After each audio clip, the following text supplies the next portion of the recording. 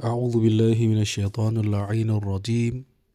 بسم الله والصلاة والسلام على رسول الله الأمين. أما بعد السلام عليكم ورحمة الله وبركاته. sai mu ce alhamdulillah, maganganun da ƙasar Iran ta fito ta bayyana wa duniya game da ƙasar Isra'ila na shirin tabbata, wanda a baya ta yi wannan bayani, amma mutane da dama sun ce ƙasar Iran ƙarya take, ba za ta iya ba. To amma yanzu waɗannan abubuwan da suka faru ya tabbatar wa duniya cewa ƙasar Iran da gaske take yi na maganar da ta faɗa. Ba wani magana ne ta faɗa ba, face bayanin da ta yi ta ce duk ran da ƙasar Isra'ila ta kuskura ta ƙara kai mata hari ko ta cakale ta ya kai za ta yi kai mata farmaki, to sai ta shafe ƙasar Isra'ila a doron tarihi. Kuma farko sun faɗi wannan magana, mutane suna ta ganin shi wasa-wasa, ƙasar Iran ba za ta iya ba. To amma yanzu waɗansu dalilai da waɗansu abubuwa suna ta ƙara tabbatar da ƙasar Iran fa shirin da take yi na gaske ne, wanda da gaske tana niyya da nufin ta shafe ƙasar Isra'ila a doron tarihi. Daga cikin abin da ta yi na farko-farko, kowa ya san yadda aka yi sha fama tsakanin waɗannan ƙasashe, wanda aka yaƙi na kwana 12.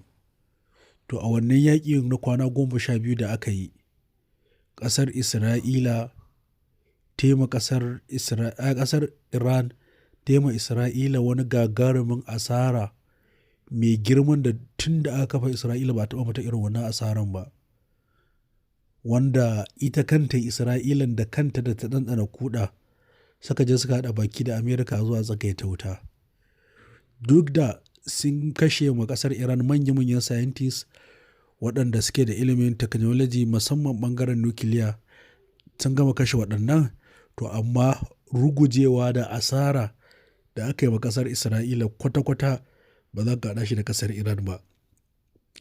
Duk da suna tutiya suna kumfan baki cewa sun fi kowa a duniya iya defense, sun fi kowa kariya na sararin samaniya, yau sai ga ƙasar Iran ta keta wannan kariyar nasu, ta shiga ta kai musu hari da farmaki, ta ruguza musu asibiti, ta gurguza musu wurare masu muhimmanci a ƙasar Isra'ila.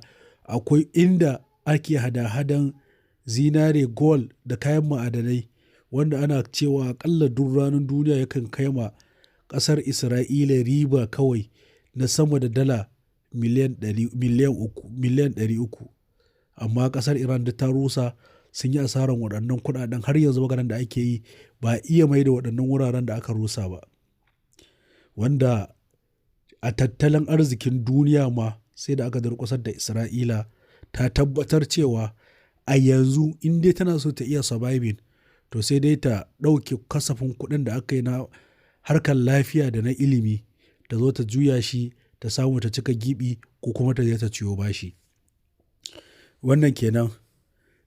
Sannan sai abu na gaba da ƙasar Iran ta yi, wanda ya tabbatar ma duniya, kun ga a baya ta jarraba duk wannan ƙoƙarin da ƙasar Iran ta yi, yanzu ta raina ƙoƙarin da ta yi, tunda duk wannan ƙoƙarin da ta yi bai sa ta zauna ta ce tunda ina da waɗannan makamashi ko na iya kai musu farmaki na musu wannan illa, bari in haƙura in zauna ba. A'a, ƙara miƙewa tsaye ta yi, ta dage damtse. Yanzu ta yi odan jirage wannan JC-10 guda 40 daga ƙasar China, kuma alhamdulillah yanzu maganar da nake muku sun iso ƙasar Iran. Waɗannan jiragen da nake muku magana JC-10 ɗin, jirage ne wanda in kana da guda 3, to ba wai maganan ƙasa ba, ba ma ƙaramin ƙasa ba, babban ƙasa ma wallahi za ka iya dirkake ta. Teclas of a cewa kiran Isra'ila, wanda duka guda nawa ƙasar Isra'ila take. Wannan shi ne abin bajinta da ƙasar Iran ta yi na mallaka waɗannan jirage. Idan ba mu manta ba a tarihi, ƙasar Pakistan guda 3 kaɗai ta mallaka na waɗannan jirage ƙiran China JC-10, amma cikin ƙanin lokaci sai ga ƙasar India ta zo tana ba da haƙuri a tsagaita wuta, a dakata, ta ga asara da abubuwan da aka yi mata. Jirage ne masu gudun masifa wanda suna iya kai hari a ruwa, a kowane yanayi suna iya kai hari, kuma jirage ne wanda suna gudu ne aƙalla na kilomita 2,700 a awa ɗaya, wanda kilomita 2,700 duk jirgin da zai shafe maka waɗannan kilomita 2,700 a awa ɗaya to ba ƙaramin jirgi ba ne. Jirgi ne na yaƙi wanda zai juya duk inda yake, zai juya 360, ya juya, ya kalla sama, ya kalla ƙasa, ya kalla ko'ina ne, ya kai hari, ya kai farmaki, kuma ya tara hari, ya tara farmaki. Amma ƙasar Iran ba ma kiranta sai guda 5 ko 10 ba, a'a ita da tashi sai guda 40 ta siya, wanda siyan waɗannan jiragen kai tsaye Isra'ila ya nuna mata cewa ƙasar Iran fa da gaske take maganganun da ta faɗa cewa tana buri ne da fatan duk ran da Isra'ila ta ƙara tankata ta shige mata gaba, to za ta shafe ta a doron duniya gaba ɗaya. Muna fatan Allah ya ba su nasara, ya ɗaukaka musulunci da musulmai a duk inda suke. Su kuma waɗannan kafiran da Yahudawa da suke ƙoƙarin disa hasken musulunci da musulmai, muna roƙon Allah ya ci gaba da kunyata su, ya ci gaba da ɗanɗana musu azaba. Allah ka dawo da al'ummarmu cikin hayyacinsu, su fahimto gaskiya, su rinka aiki da gaskiya, su rinka yin aiki da daidai. Wannan shi ne kaɗan daga cikin abin da muke cewa jana'izar ƙasar Isra'ila. Lallai Iran ita ce jana'izar ƙasar Isra'ila, kuma ta ɗauki aniya, kuma ta sa a gabanta, kuma tana yi da gaske ba wasa ba. Kuma wannan su kansu Isra'ilawan sun tabbatar da cewa idan suka ƙara takalan ƙasar Iran to kashinsu ya bushe, tabbas za a kai su makabartan tarihi, kamar yadda yanzu suka fara ji a jikinsu, suka ɗanɗana kuɗa, suka tabbatar da cewa taɓa sun da suke tunanin ba wanda ya sai taɓa su, to yanzu an karya musu wannan kadarin, sun gane cewa lallai su banzaye ne, suna can suna kumfan baki ne, amma akwai masu shiri a ƙasa.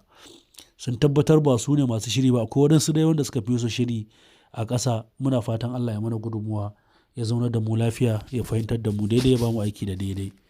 Ya Allah, waɗannan jirage da ƙasar Iran ta siya daga China suka ƙaruso lafiya, muna roƙonka ya Allah ka sa ya amfani da shi wajen ruguza kafirci da kafirai. Allah ka gurguza mana kafircin duniya, waɗanda suke yunƙuri su ga sun ruguza addinin musulunci da musulmai. Allah ya ci gaba da kunyata su.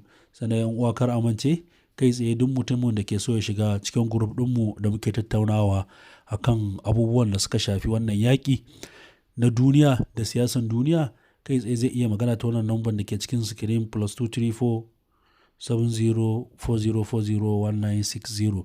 mutum yi magana za a sa shi a group kai tsaye. Muna fatan Allah ya mana gudunmuwa. Wa subhanaka Allahumma wa bihamdik, nashhadu an la ilaha illa anta, nastaghfiruka wa natubu ilayk. Assalamu alaikum wa rahmatullahi wa barakatuh.